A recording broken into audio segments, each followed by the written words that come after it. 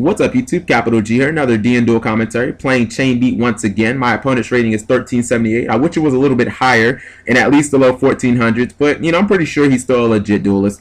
I opened with Wind Up Rabbit, Starlight, Book of Moon, Bear, Torrential Tribute, and Forbidden Lance. Really good hand. I can play offensively and defensively because I have Lance and Starlight, and then I've got my floater on board. He summons the Genix Undying, which is like the one card that I didn't have an answer for. You can see me kind of sifting through my back row, knowing that it can't stop, I can't really stop his play.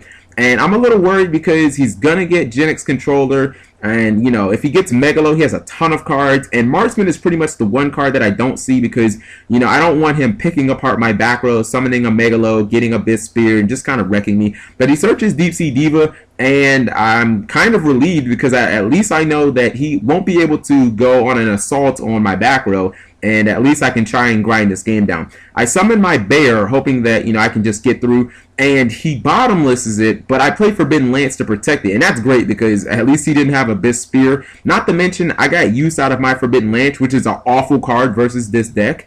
So, definitely a win-win for me. I get in some damage with my Bear, and it's good because Bear is an anti-Gores card, so even though he has an open field, I don't hesitate to attack into it, knowing that, I have the 10 key that I can set. Not only would his token only be 800, but, the Gores would die too, so his token wouldn't be able to get over anything.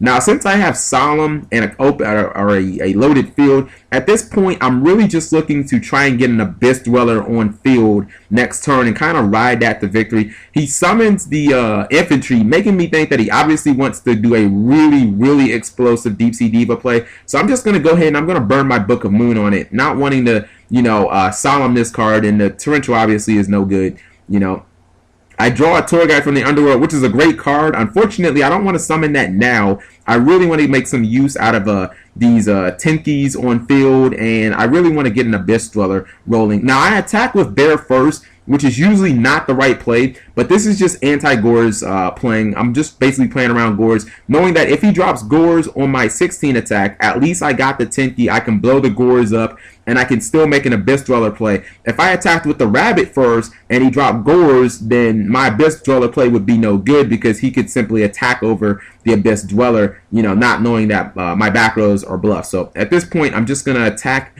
with everybody. I'm showing him that my face down cards that I'm setting are in fact the 10 keys, not trying to cheat or anything like that. And I'm going to go ahead and I'm going to activate my second 10 key that I'm going to search. Actually, with both 10 keys, my guys are like really, really good beaters. I'm going to search the only other target in my deck, which is a Wind Up Rabbit.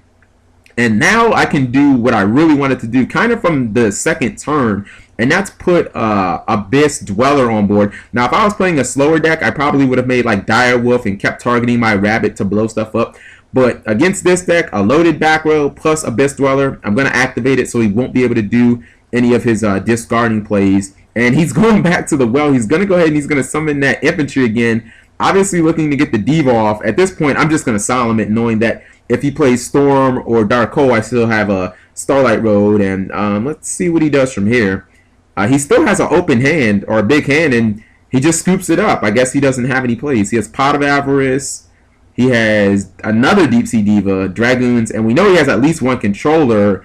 And he had two controllers. Yeah, see, that's one of the biggest reasons why I'm not thrilled about Genix Undying version of Mermail. You draw those controllers early, and they can really be detrimental to the deck. So, you see when I'm playing Chain Beat, me going back row heavy, that's the only way that you can beat a deck like Mermail. You have to be really aggressive. You have to play back row heavy, and for God's sakes, you got to make Abyss Dweller as quickly as possible. Thank you guys for watching as always, and have a nice day. Subscribing makes life happy.